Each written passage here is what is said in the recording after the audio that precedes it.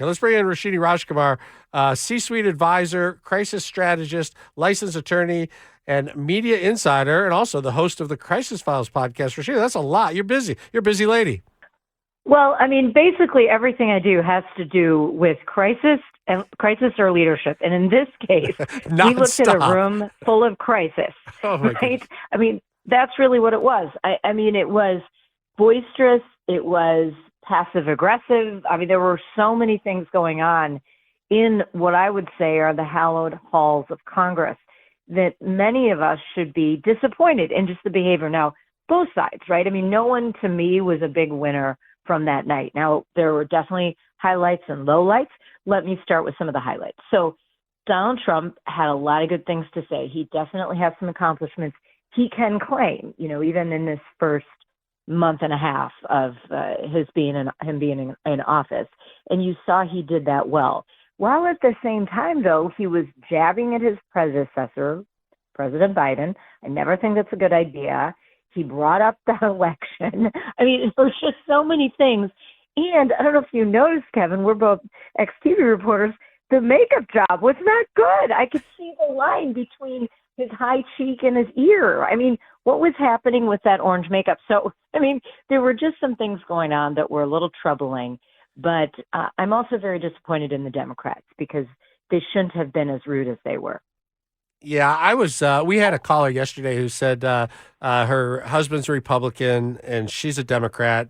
That's how they voted, and he talked her into watching Tuesday night, and she said, I didn't recognize my party. That's not the party I voted for. That's not the party I think I belong to, that won't stand up and clap for a cancer patient, that won't applaud for things that obviously are good for the country. It was interesting.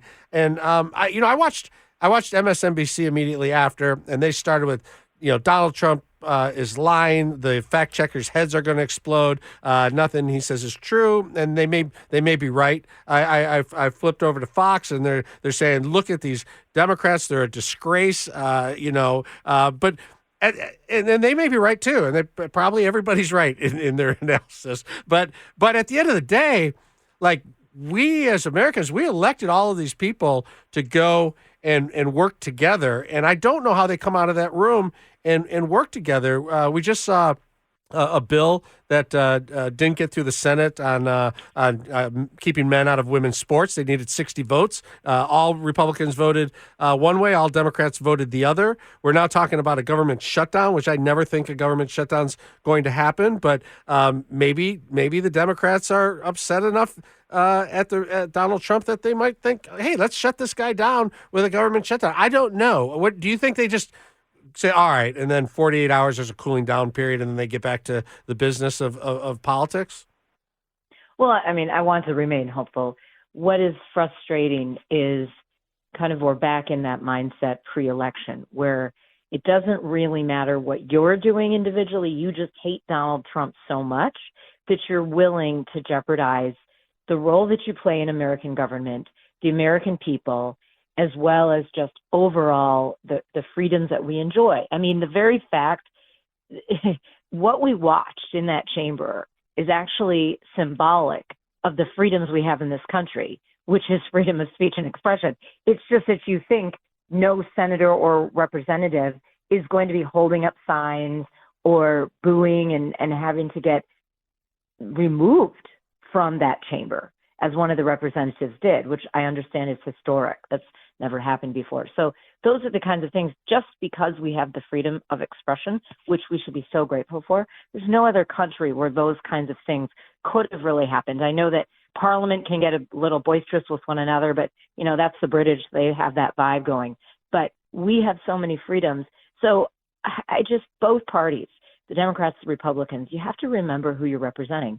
You're representing the people of your state, but you're also representing all of the American people, the citizens, the non-citizens, the people trying to get citizenship. You're representing the entire country. Is that really what you want the nation to see? Is that what you want the rest of the world to see for your behavior? So that's kind of the one piece about everybody's behavior. I don't know how they go back to they got to get over the fact Trump won. They've got to get over it. And whether you like him, hate him, indifferent, do your job. I mean, that's my point. And I've been on your show before in the past when some representatives, whatever side of the aisle, if I remember, it's usually the Democrats, but it could be both sides, decide to boycott these kinds of addresses. Right. I don't think you have a choice, right? When the American people are your boss, you should be in that space. You should be in that room.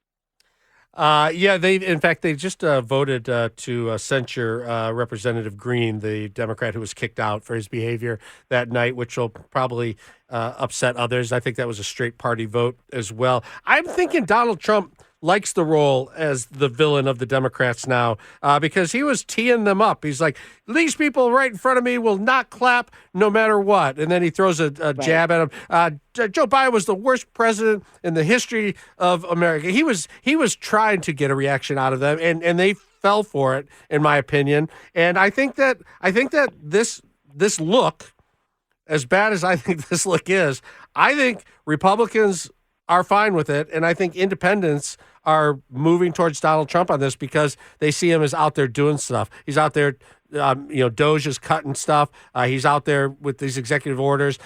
They may hate the tariffs right now, but they think he's out there trying to do something. He's trying to stop a war in Ukraine. He's trying to stop a war in Gaza. And I think that Donald Trump is fine dividing this as much as possible because I think he feels that he gets the Republicans and more than his fair share of the independents. Yeah, he does have to sort of make that very clear delineation. You either stand with freedom, with me, whatever party you are, but you stand for this good thing. That's what the visual he's trying to give us. Or you're against it all. You want war. You want taxes. You want high cost of milk. I mean, that's really some of what he was going for there. If I had written that speech or coached him to deliver it, I would not have made it as long as it was. I would not have included most of those references to Joe Biden, because if you actually have some positive things to talk about, which he did and he still does, the more you focus on your activity, your actions, especially if they are positive, the more you're going to win the day. Whenever you bring up a previous opponent or the other side or whatever, and you denigrate them like he did, right, it takes away from his credibility. So I just want to fashion it that way. However, a lot of the people who love Trump, I mean, you started this segment by saying 76% of the people thought he did a good job. So that is not what I would have expected. But I also think everybody in that chamber needs, except for the Supreme Court justices, needs to look at their behavior. Yes, everyone should act like the Supreme Court. Roshini Rajkumar, C-suite advisor, crisis strategist, licensed attorney, media insider, and host of the Crisis Files podcast. Thanks so much for your time.